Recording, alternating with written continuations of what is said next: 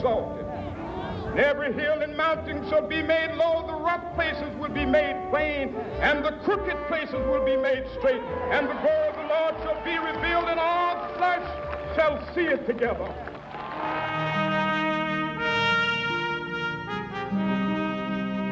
We have not even to risk the adventure alone, for the heroes of all time have gone before us. The labyrinth is thoroughly known. We have only to follow the thread of the hero path. And where we had thought to find an abomination, we shall find a god. And where we had thought to slay another, we shall slay ourselves. And where we had thought to travel outward, we shall come to the center of our own existence. And where we had thought to be alone, we shall be with all the world.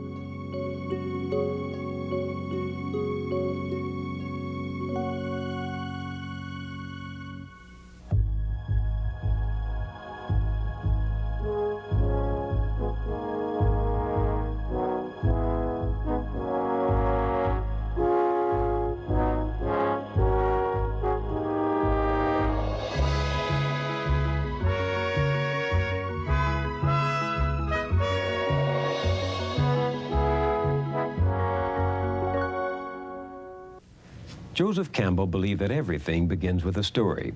So we begin this series with Joseph Campbell with one of his favorites. He was in Japan for a conference on religion, and he overheard another American delegate, a social philosopher from New York, say to a Shinto priest, "We've been now to a good many ceremonies and have seen quite a few of your shrines, but I don't get your ideology. I don't get your theology." The Japanese paused as though in deep thought, and then slowly shook his head. "I think we don't have ideology," he said. "We don't have theology. We dance." Campbell could have said it of his own life.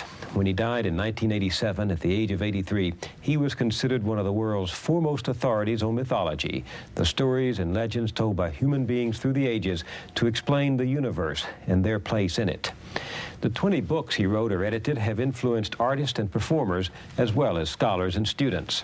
When he died, he was working on a monumental historical atlas of world mythology, his effort to bring under one roof the spiritual and intellectual wisdom of a lifetime. Some of his books are classics. The Hero with 1,000 Faces, which established his fame 40 years ago, and his 4-volume study of mythology, The Masks of God. Joseph Campbell was one of the most spiritual men I ever met, but he didn't have an ideology or a theology. Mythology was to him the song of the universe, music so deeply embedded in our collective unconscious that we dance to it even when we can't name the tune. Over the last 2 summers of his life, we taped these conversations in California at Skywalker Ranch, the home of his friend George Lucas, whose movie trilogy Star Wars had been influenced by Campbell's work. We talked about the message and meaning of myth, about the first storytellers, about love and marriage, gods and goddesses, religion, ritual, art, and psychology. But we always came around to his favorite subject, the hero with 1,000 faces.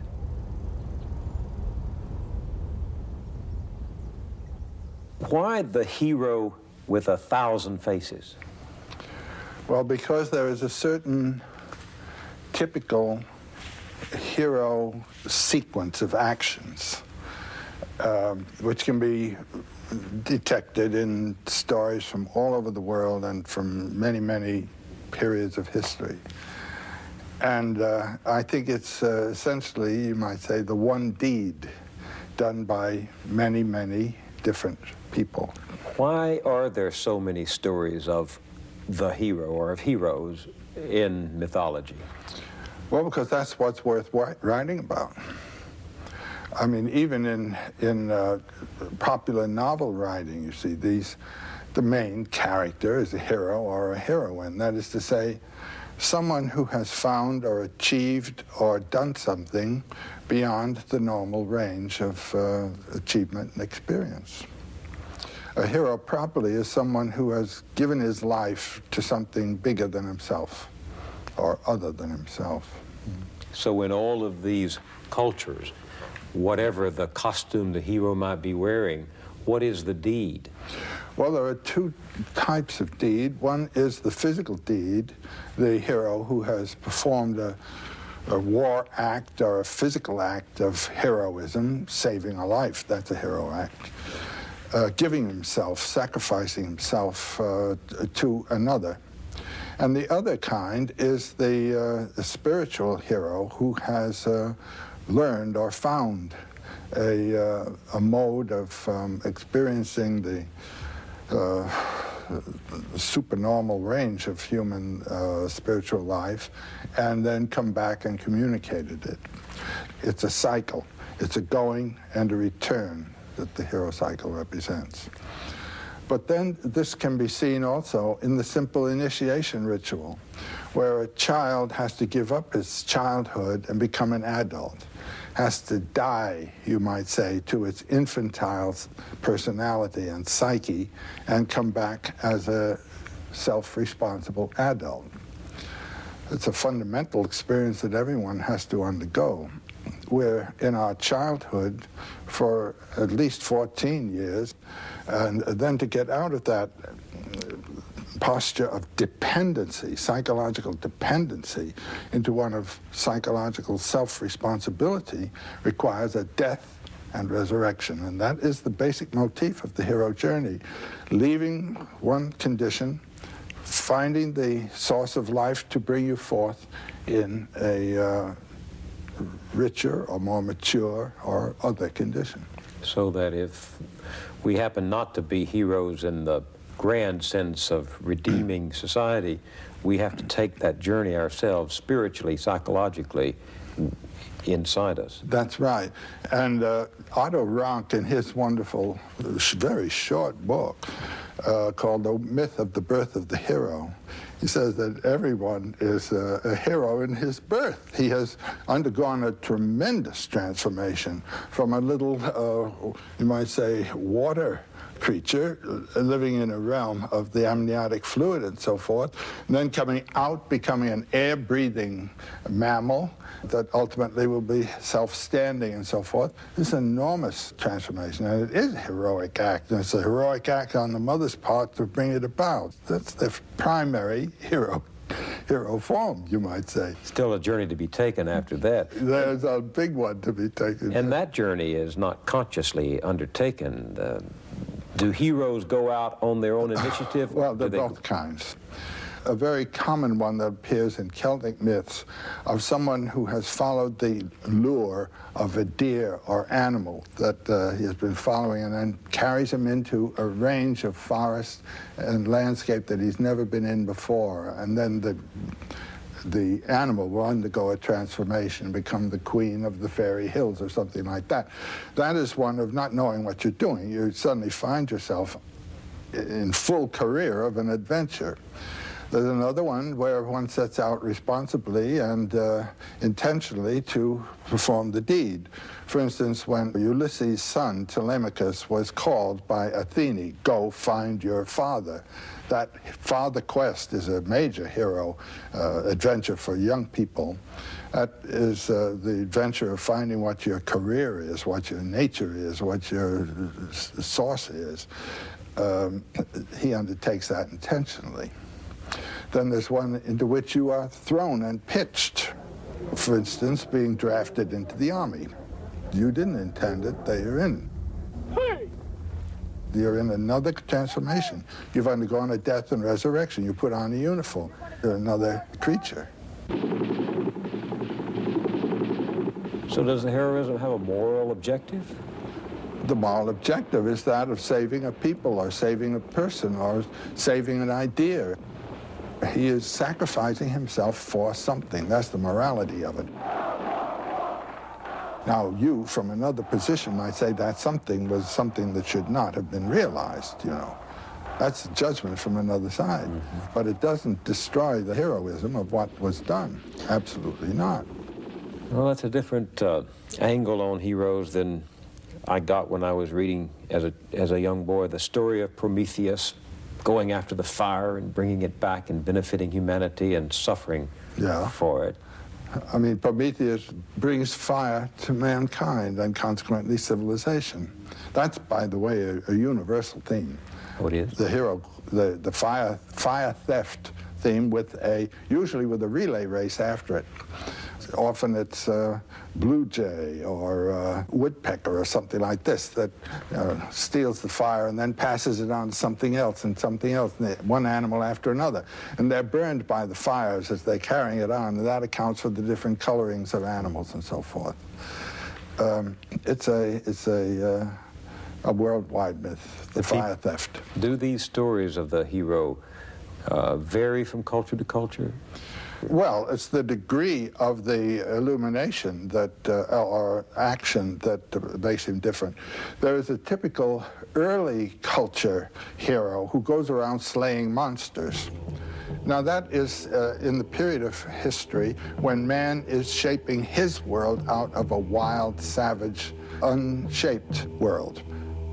Well, it has another shape, but it's not the shape for man. He goes around killing monsters. So the hero evolves over time, like most other concepts and ideas. And well, he evolves as the culture evolves. Yeah. Now, Moses is a hero figure. In his ascent of the mountain, his meeting with Yahweh on the summit of the mountain, and coming back with the rules for the formation of a whole new society. That's the hero act. Departure, fulfillment, return. And on the way, there are adventures that can be paralleled also in other traditions. Now, the Buddha figure, it's like that of the Christ. Of course, 500 years earlier, you could match those two traditions right down the line, even to the characters of their apostles or their monks. Christ, now there's a perfectly good hero deed formula represented there. And he undergoes 3 temptations. The economic temptation, where the devil says, "You look hungry, young man, change the stones to bread." Jesus said, "Man lives not by bread alone, but every word from the mouth of God." Next, we have the political temptation. He's taken to the top of a mountain and shown the nations of the world and says, "You can come into control of all these if you'll bow to me." And then, "No, you're so spiritual. Let's go up to the top of Herod's temple and see you cast yourself down, and God will bear you up and you won't even bruise your heel." So he says, "You shall not tempt the Lord your God." Those are the 3 temptations of Christ in the desert. The Buddha also goes into the forest, has conferences with the leading gurus of the day, and goes past them. Comes to the Bo tree, the tree of illumination, undergoes 3 temptations. They're not the same temptations, but they are 3 temptations. And one is that of lust, another is that of fear, and another is that of social duty, doing what you're told. And then both of these men come back and they choose disciples who help them establish a new way of consciousness in terms of what they have discovered there. These are the same hero deeds. These are the spiritual hero deeds. Moses, the Buddha, Christ, Muhammad literally, and we know this about him. He was a camel caravan master, but he would leave his home and go out into a little mountain cave that he found and meditate and meditate and meditate and meditate. And one day a voice says, "Write," and we have the Quran, you know. It's an old story. Sometimes it seems to me that we ought to feel pity for the hero instead of admiration. So many of them have sacrificed their own needs. They all have. And very often what they accomplish is shattered by the inability of the followers to see. Yeah. You come out of the forest with gold and it turns to ashes. That's another motif that occurs. In this culture of easy religion, cheaply achieved, it seems to me we've forgotten that all 3 of the great religions teach that the trials of the hero journey are a significant part of it, that there's no reward without renunciation and without a price. The Quran speaks, do you think that you shall enter the garden of bliss without such trials as come to those who passed before you? Well, if you realize what the real problem is, and that is of losing primarily thinking about yourself and your own self-protection, losing yourself, giving yourself to another. That's what a trial in itself, is it not? Mm-hmm. There's a big transformation of consciousness that's concerned. And what all the myths have to deal with is transformation of consciousness. That you're thinking in this way, and you have now to think in that way. Well, how is the consciousness transformed? By the trials. The test that the hero Tests undergoes. or certain illuminating revelations. Trials and revelations are what it's all about. Well, who in society today is making any heroic myth at all for us? Do movies do this? Do movies create hero myths? I don't know. Now, my experience of movies, I mean, the significant experience I had of movies was when I was a boy, and they were all really movies. They weren't talkies, they were black and white movies. And I had a hero figure who meant something to me, and he served as a kind of model for myself in my physical character, and that was Douglas Fairbanks. I wanted to be a synthesis of Douglas Fairbanks and Leonardo da Vinci. That was my idea. But those were models, were roles that came to me.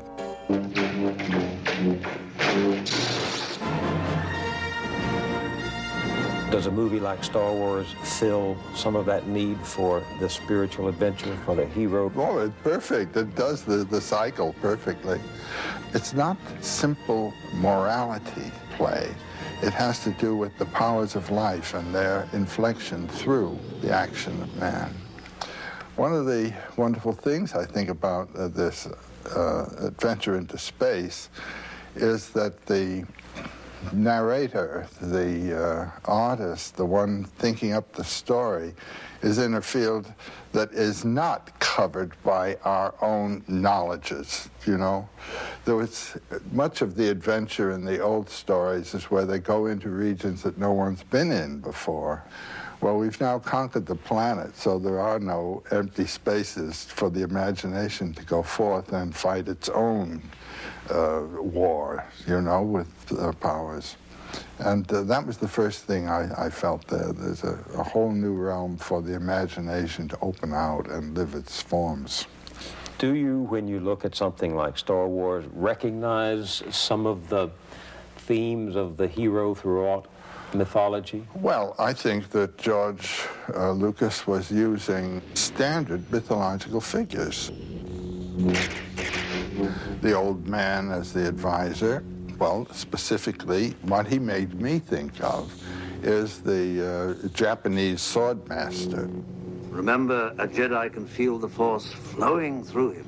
I've known some of those people, and this man has a bit their character. Well, there's something mythological, too, isn't there, in the sense that the hero is helped by this stranger who shows up and gives him some instrument, a sword or a sheaf of light, shaft of light. He gives him not only a physical instrument, but a psychological commitment and a psychological center. This time, let go your conscious self and act on instinct. Well, he had him exercising with that strange weapon and then pulled the mask over. That's real Japanese stuff. I'll take them myself. When I took our two sons to see it, they did the same thing the audience did at that moment when the voice of Ben Kenobi says to Luke Skywalker in the climactic moment, Use the Force, Luke. Let go, Luke. The audience broke out into They did. elation, into applause. Well, you see, this thing communicates. It is in a language that is talking to young people today, and that's marvelous.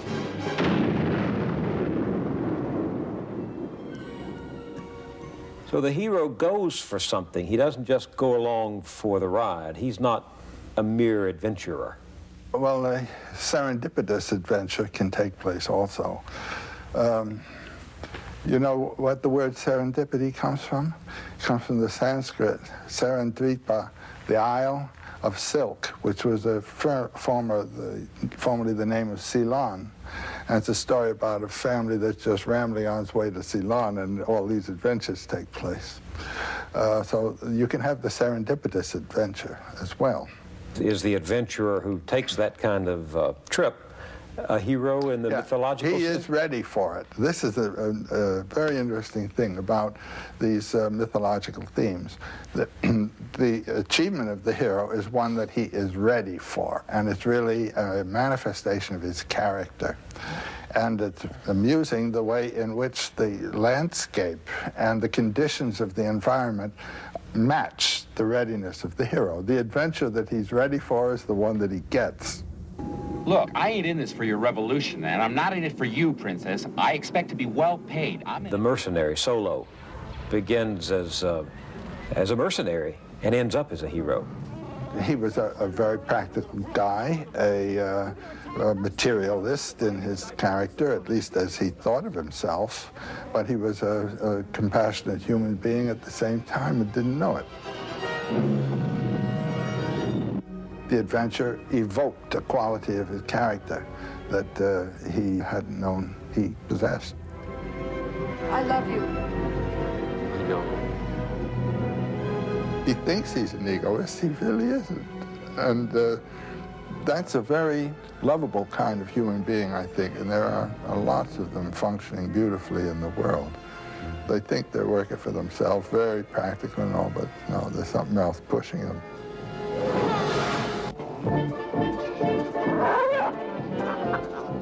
What did you think about the scene in the bar?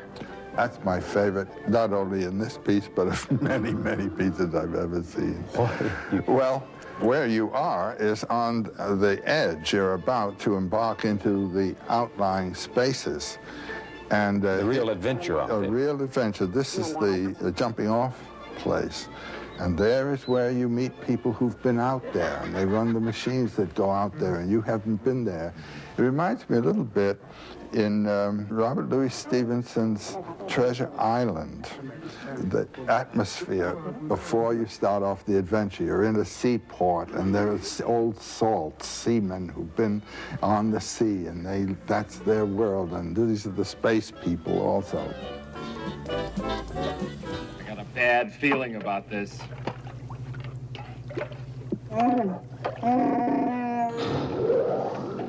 The wall! Don't just stand there, try and brace it with something! But my favorite scene was when they were in the garbage compactor and the walls were closing in, and I thought, that's like the belly of the whale that Joe That's Campbell... what it is. Yeah, that's where they were. They're down in the belly of the whale. What's the mythological significance of the belly?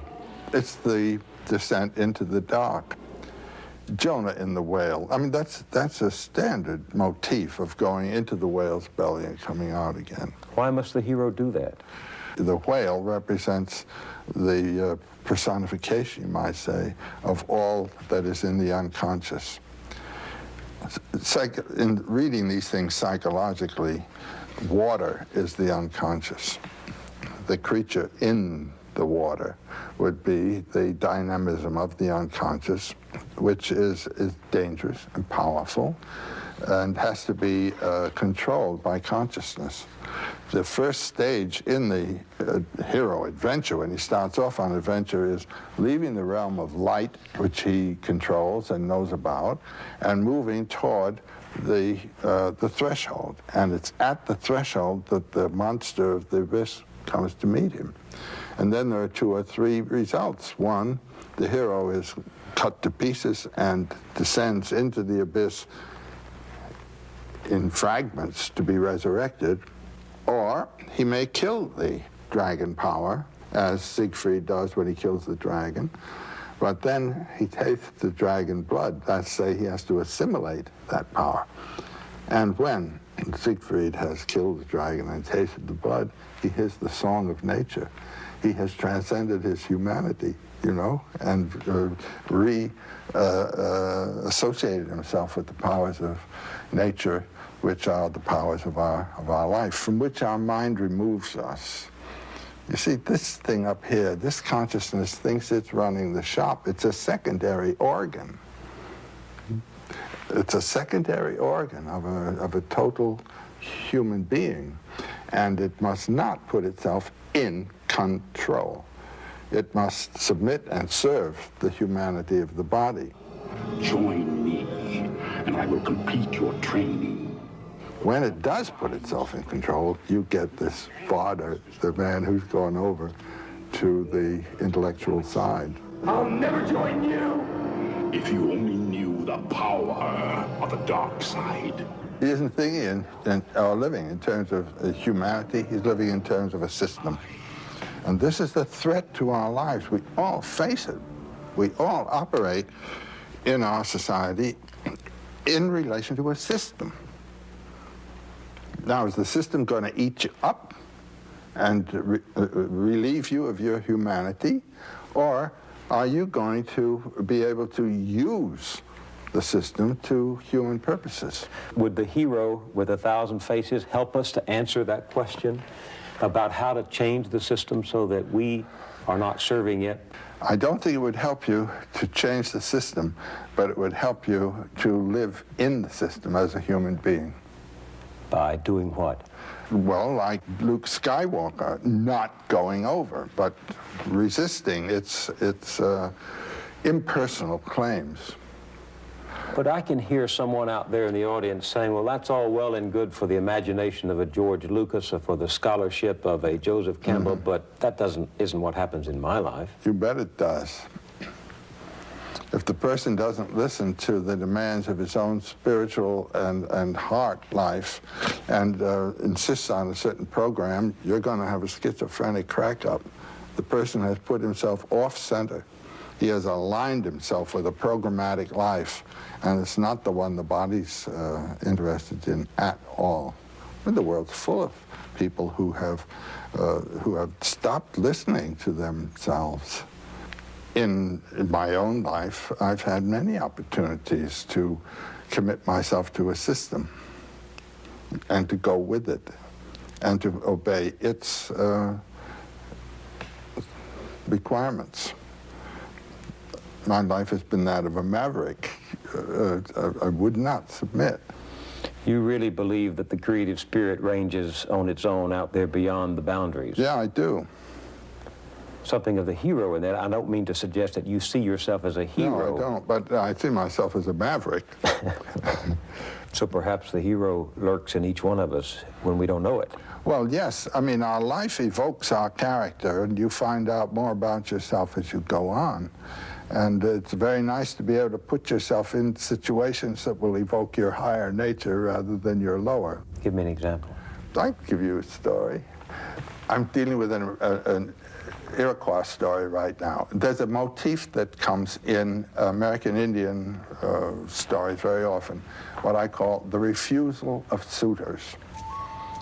A girl with her mother lived in a wigwam on the edge of the village. She was a very handsome girl, but extremely proud, and would not accept any of the boys. They proposed to her through the mother, and the mother was terribly annoyed with her. Well, one day, they're out collecting wood, and they have gone a long way from the village. And while they are collecting the wood, a terrific darkness comes over them. Now, this wasn't the darkness of night descending. When you have a darkness like that, there's some magician at work somewhere. So the mother says, well, let's gather some bark and make a little wigwam, a bark wigwam for ourselves, and collect wood for a fire, and we'd just spend the night here. So they do that, and the mother falls asleep. And the girl looks, and there's this magnificent guy standing there with a wampum sash, glorious, and feathers, and all this kind of black feathers. He says, I've come to marry you, and I'll await your reply. She accepts the guy, and the mother accepts the man. And he gives the mother the wampum belt to prove that he's serious about all this. So he goes away with the girl. She has acquiesced.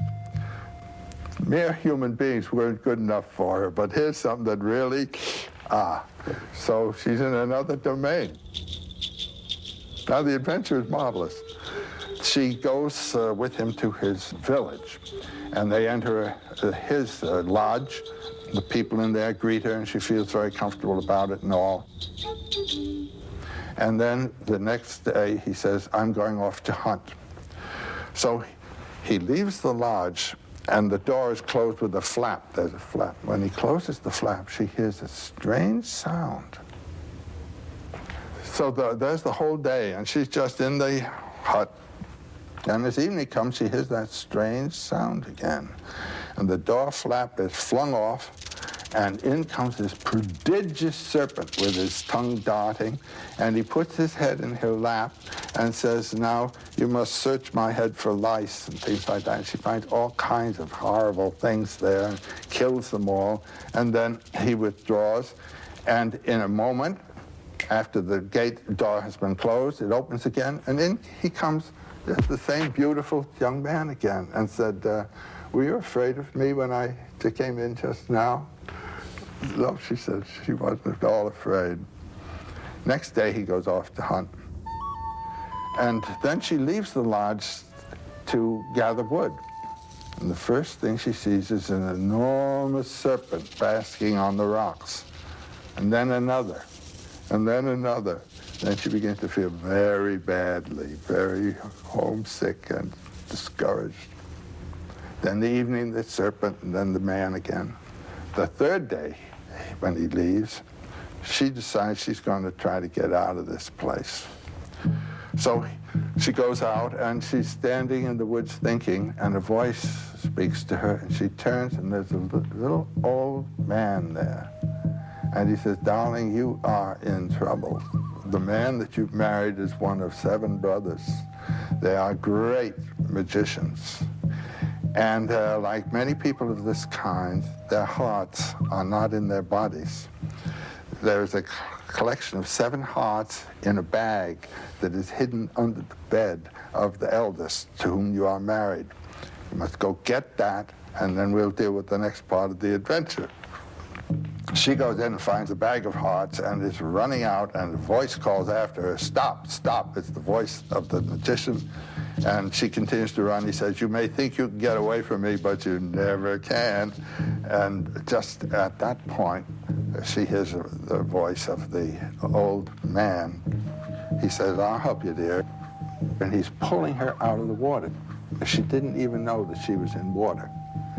What does that say to you?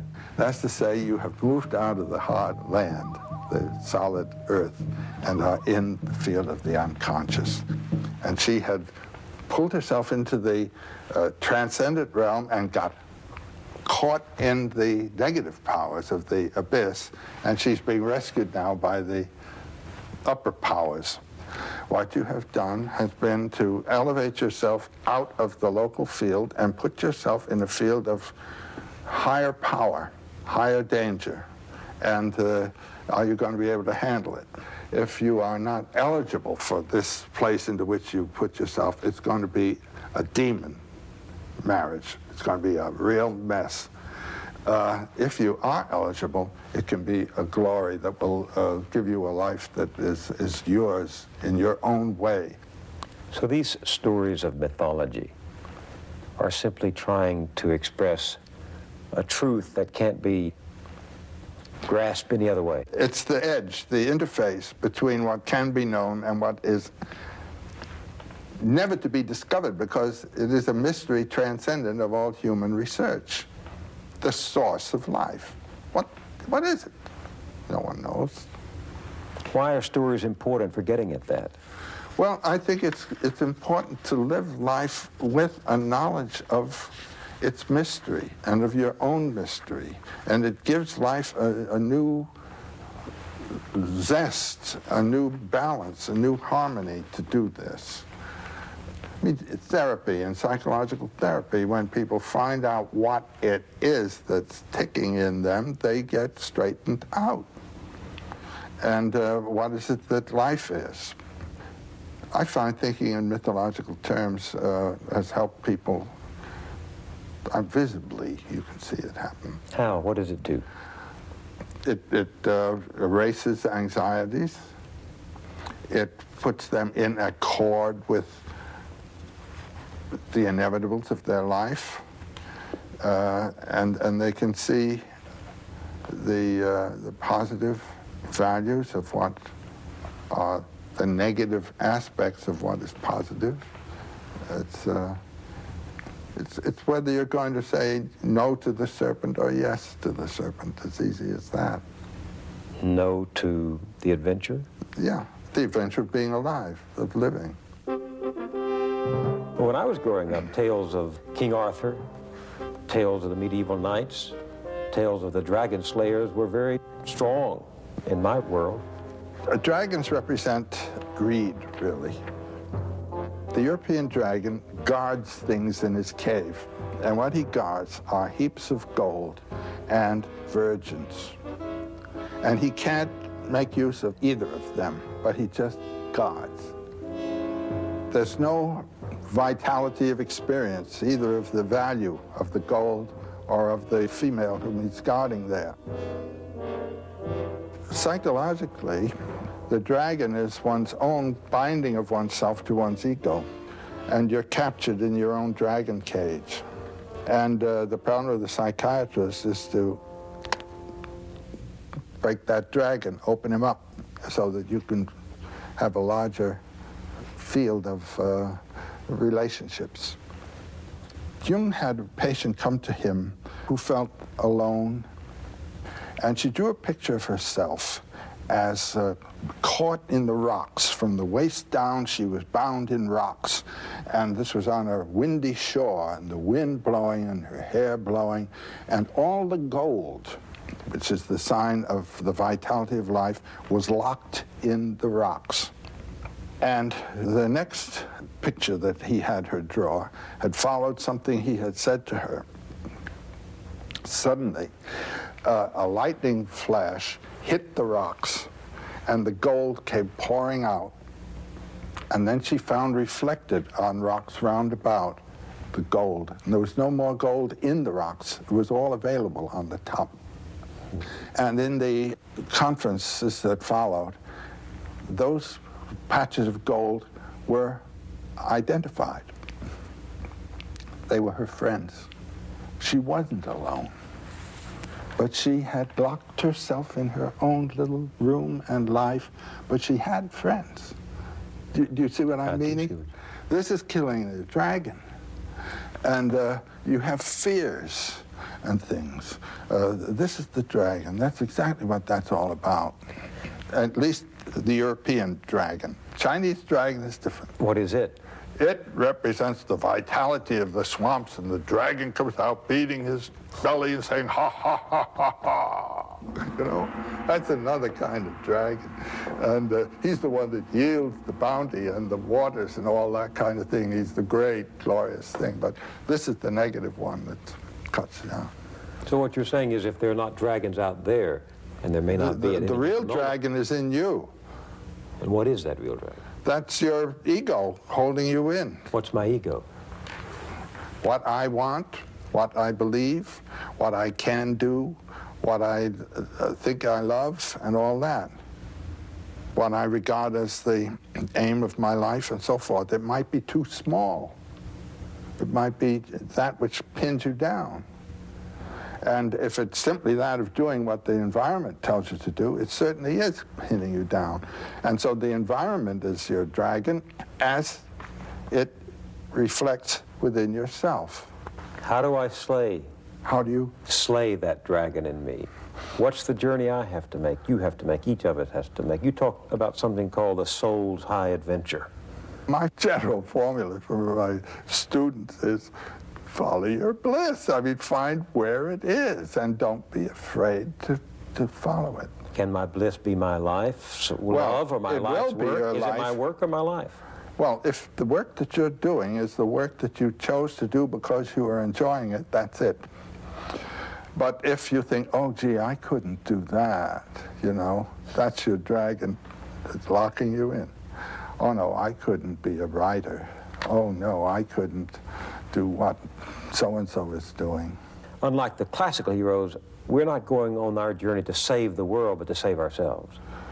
And in doing that, you save the world. I mean, you do. The influence of a vital person vitalizes. There's no doubt about it. The world is a wasteland. People have the notion of saving the world by shifting it around and changing the rules and so forth. And no, any world is a living world if it's alive. And the thing is to bring it to life. And the way to bring it to life is to find in your own case where your life is and be alive yourself, it seems to me. But you say I have to take that journey and go down there and slay those dragons. Do I have to go alone? If you have someone who can help you, that's fine too. But ultimately, the last trick has to be done by you. In all of these journeys of mythology, there's a place everyone wishes to find. What is it? The Buddhists talk of nirvana. Jesus talks of peace. There's a place of rest and repose. Is that typical of the hero's journey? That there's a place to find? That's a place in yourself of rest. Now this I know a little bit about from athletics. The athlete who is in championship form has a quiet place in himself. And it's out of that his action comes. If he's all in the action field, he's not performing properly. There's a center out of which you act. And Jean, my wife, a dancer, tells me that in dance this is true too. There's the center that has to be known and held. There, it's quite physically recognized by the person. But unless this center has been found, you're torn apart. Tension comes. Now, the Buddha's word is nirvana. Nirvana is a psychological state of mind.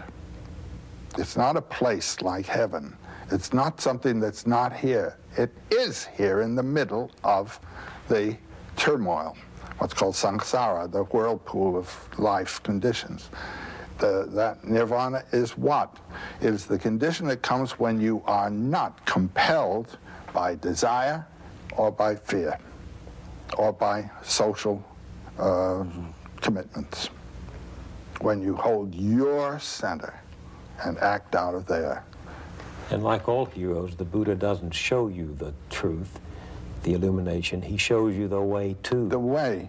But it's got to be your way, too. I mean, how should I get rid of fear? The Buddha can't tell me how I'm going to do it.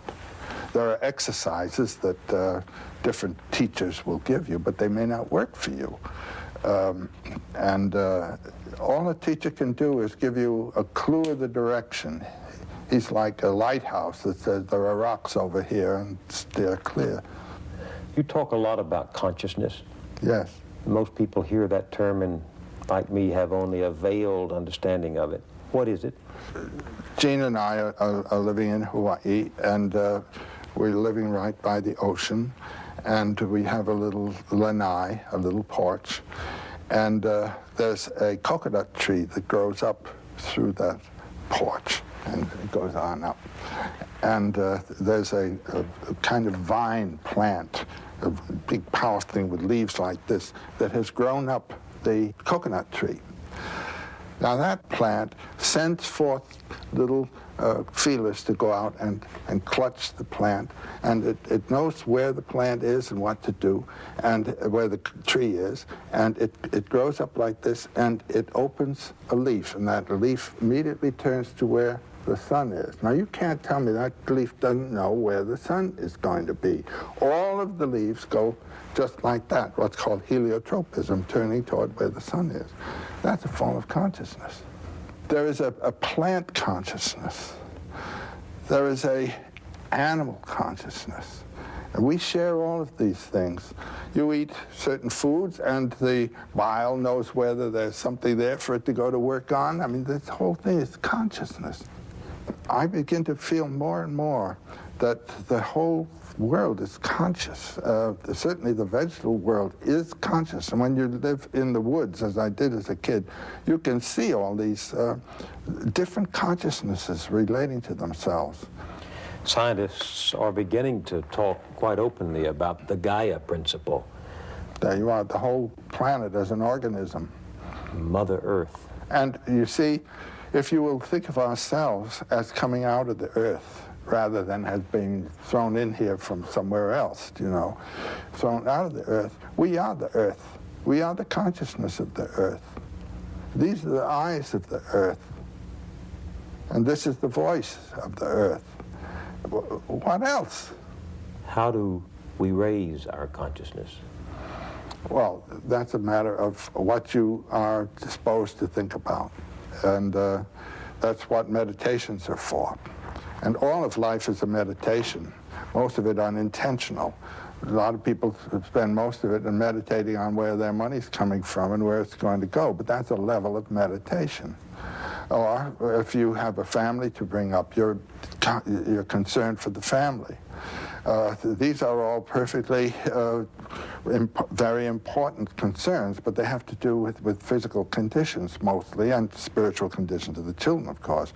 But how are you going to communicate spiritual consciousness to the children if you don't have it yourself? So how do you get that?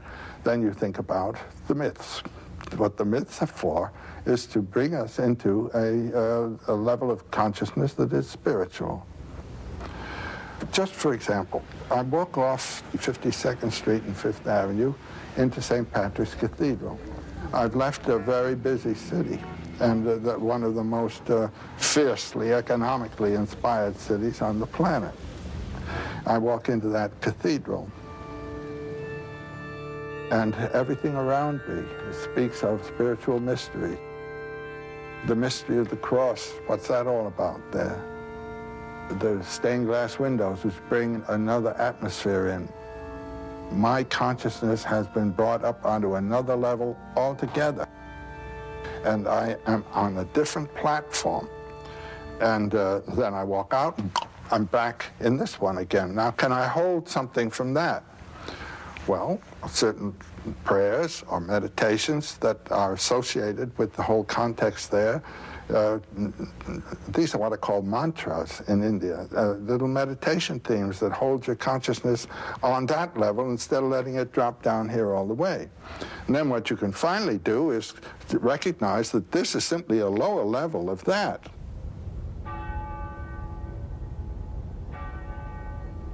The cathedral at Chartres, which you love so much, also expresses a relationship of the human to the cosmos, doesn't it? Well, I think everyone who has spent any time at Chartres has felt something very special about this cathedral. I've been there about 8 times.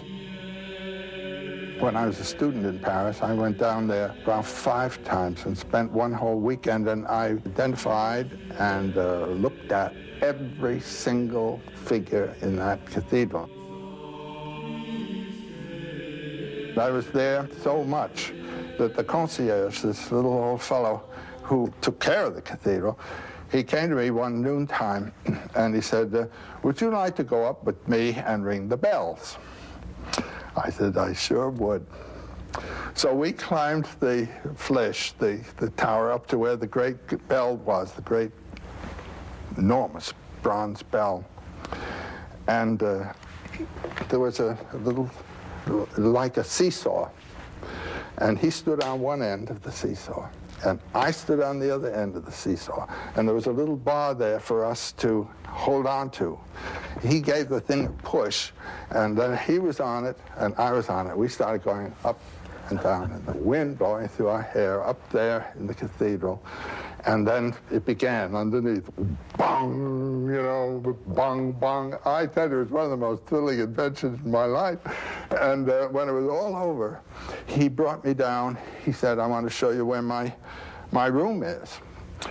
Well, in a cathedral, you have the nave, and then the transept, and then the apse. And around the apse is the choir screen. Now, the choir screen in Chartres is about that wide.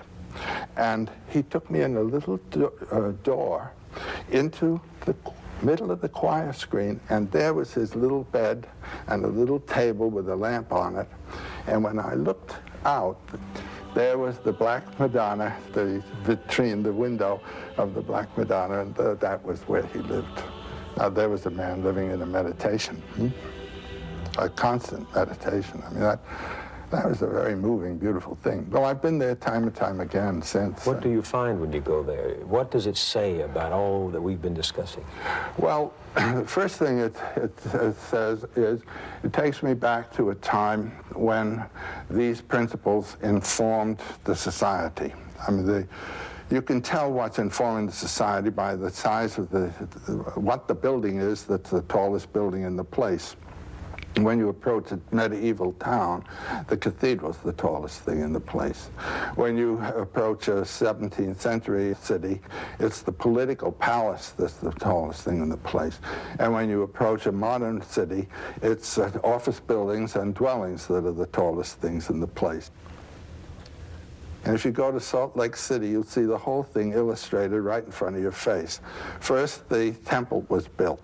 The temple was built right in the center of the city. I mean, this was the proper organization. That's the spiritual center from which all flows in all directions. And then the Capitol was built right beside the temple. And it's bigger than the temple. And now the biggest thing is the office building that takes care of the affairs of both the temple and the political building. That's the history of Western civilization, from the Gothic through the princely periods of the 16th, 17th, 18th centuries to this economic world that we're in now. In New York now, the debate is over who can build the tallest building, not to praise, but to build the tallest building. Yeah, and they are magnificent. I mean, some of the things that are going up in New York now really are, and this is a kind of architectural triumph. And what it is the statement of the city. We are a financial power center, and look what we can do. It's a kind of virtuosic, acrobatic stunt. Will new myths come from there? Well, something might. You can't predict what a myth is going to be any more than you can predict what you're going to dream tonight. Myths and dreams come from the same place. They come from realizations of some kind that have then to find expression in symbolic form. And the only myth that's going to be worth thinking about in the immediate future is one that's talking about the planet, not this city, not these people, but the planet and everybody on it. That's my main thought for what the future myth is going to be. And what it will have to deal with will be exactly what all myths have dealt with. The maturation of the individual, the gradual, the pedagogical way to follow from dependency through adulthood to maturity and then to the exit, and how to do it. And then how to relate to this society, and how to relate this society to the world of nature and the cosmos. That's what the myths have all talked about. That's what this one's got to talk about. But the society that it's got to talk about is the society of the planet. And until that gets going, you don't have anything. There's that wonderful photograph you have of the Earth seen from space. And it's very small, and at the same time, it's very grand. You don't see any divisions there of nations or states or anything of the kind. This might be the symbol, really, for the new mythology to come. That is the country that we are going to be celebrating. And those are the people that we are one with.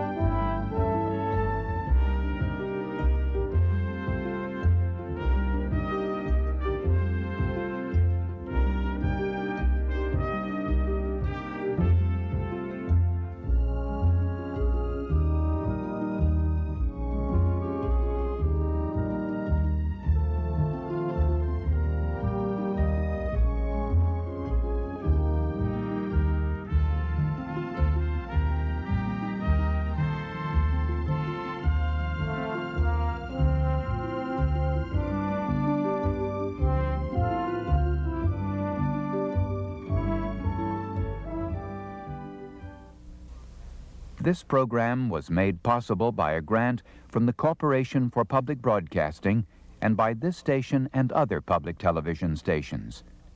Additional funding was provided by the John D. and Catherine T. MacArthur Foundation.